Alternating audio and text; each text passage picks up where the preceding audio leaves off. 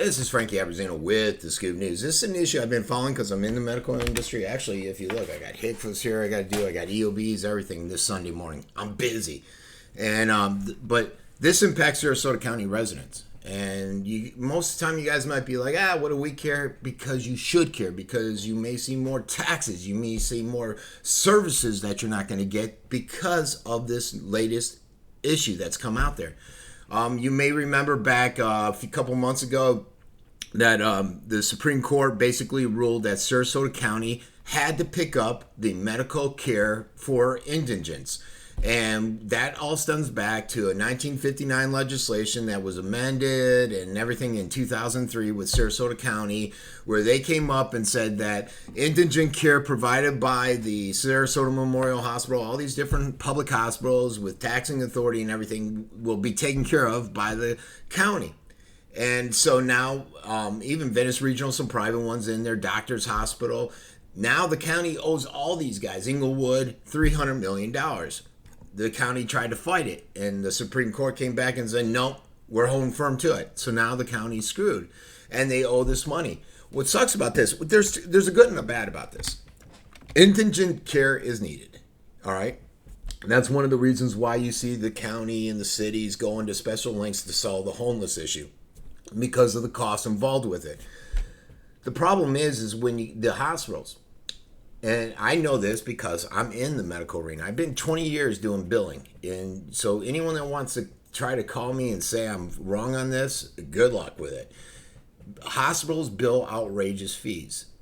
Now, you could do, there's the allowable. You know, most people like in PIP attorneys, or PIP doctors, they'll go out and they'll bill 200% of Medicare, okay?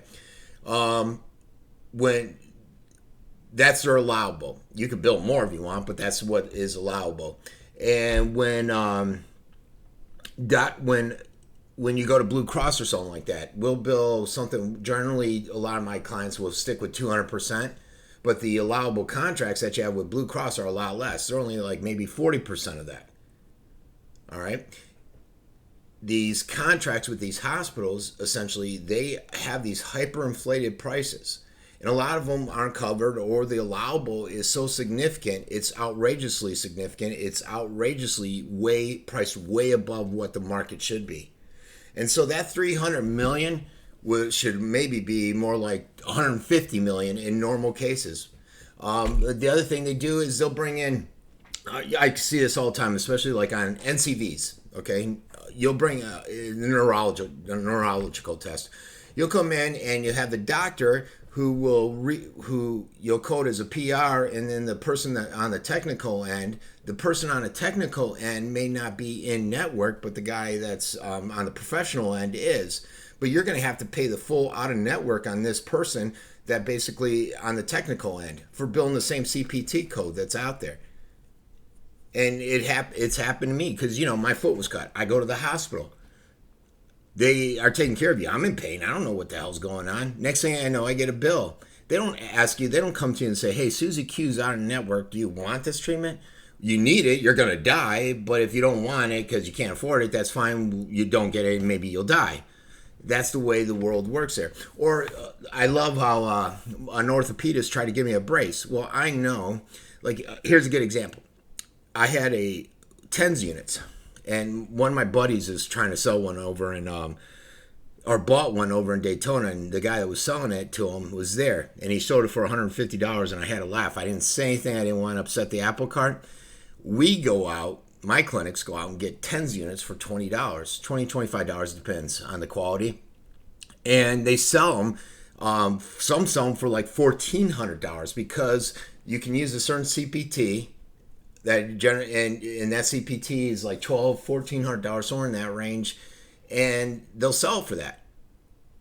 And they sell them like hotcakes, and they buy them for $20 or $25. Now some will only sell them for $150, but still, that's a tremendous markup. And you see that on all DME being durable medical equipment, braces, TENS units, and all that stuff. So it's a good thing that the indigent care are getting help. It's a bad thing that these hospitals are doing the billing because their billing is so out of control, and its hyperinflated fees are getting hit the county's getting hit with them, which in turn we, the taxpayers, are getting hit with it. Where this really comes in is the county doesn't have the money. You know, they're cutting about just under $6 million in expenditures. They're trying to find another $11 million, I think, in cuts that's being reported for 2019 because they don't have the money. Furthermore, there's also a home exemption that's coming up where they may lose up to $8 million. And put it all together, they got to find $300 million. So what's going to happen? You're going to pay more fees or more taxes. If not, you're going to lose more services. And that's how it's going to impact you. And that's why stuff like this is important, folks. And again, I don't know why they amended that. I get it. They probably wanted to help out the indigents and stuff. I don't think they realized that the indigents would go to the hospital if they got a sneeze. Oh, I got a cold. I got to go to the hospital. Next thing you know, you got a $5,000 county bill. That's the way the ball rolls in that industry. All right, everybody, this has been Frankie Abbruzzino with The Scoop News.